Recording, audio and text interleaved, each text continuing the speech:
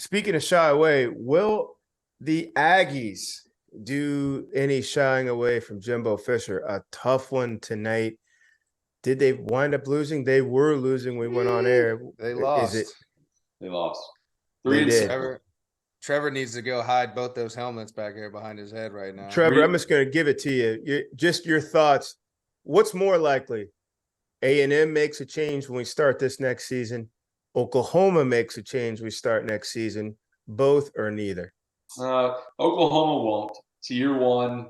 Not that there's any excuse, but I like Brent Venables. I like what he's bringing culturally. There was a lot of change that went on this offseason in Norman. A lot of roster positions, guys leaving with Lincoln, so on and so forth. I think they'll be okay in the long run. And they'll still go to a bowl game. Won't be a good bowl game. I mean, they're not in yet. Let's not, I guess, count our chickens before they hatch. But I think they'll go to a bowl game. They'll kind of forget about this year and work on next year. A&M officially eliminated from postseason play as of today. They are 3-7, and it is year 5 of the Jimbo Fisher regime. Man, I mean, what do you say? Are they in the middle of? Is this still hanging on the cliff anymore, or after tonight? Is it honestly a shot that they say, look, let's load up. Get the quarterback situation ironed out. Got another big recruiting class and move. Like, where is it right now? I think they finished the season 4-8. I think they beat UMass. I don't think it's going to be like a pretty game next week. But then they lose to LSU. It'll be an 8-4 season, and there will be Aggies coming for his head just because that's unacceptable with how much he's being paid and the recruiting classes, so on and so forth. Me personally, I think that, man, you give him a little bit more time. They've got some tools there. Some of those young cats are really good players. Right. But you got to point the finger at coaching to fall off this hard and not be able to beat a 3-6 Auburn team that just got their head coach fired, so on and so forth. The big question mark is $86 million or whatever it is. Can the Aggie faithful come up with that money? If it wasn't that big, if this was our co-host Kevin Sumler. Yeah, that's generational wealth off a buyout. His grandkids are straight. Less than what is on the table, I think he's gone. What do you guys think? 86.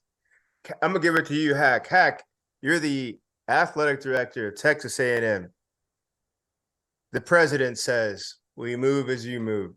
What do you do?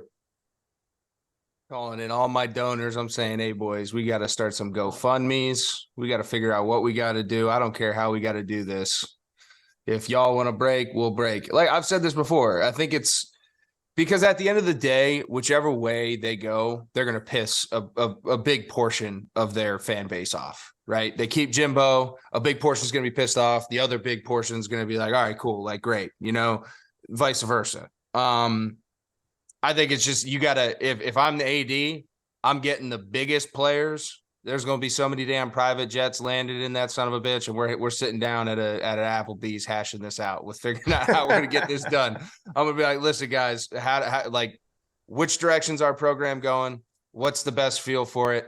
And honestly, the other one, I would pull in guys like Trevor. I'd pull in Letterman. I'd say Letterman, because at the end of the day, the biggest thing, dude, and I think that's what I love about college football is the programs that are ran right have a lot of great respect from their Letterman, because those guys bled on that field, they cried on that field, they sweat on that field, right? And I think that at the end of the day, all the other fans, not to take anything away from them, we love you for your support, yada, yada, yada. But the different standards, investment. Right. It's a completely different investment, right? And I think that's another group that should definitely be called upon in this decision sooner rather than later. Well, we'll find out how that decision unfolds. A lot of drama down there in College Station, Texas. A lot of drama in college football. Christian Hackenberg, Trevor Knight, George Whitfield, college football after dark. We'll see you next week.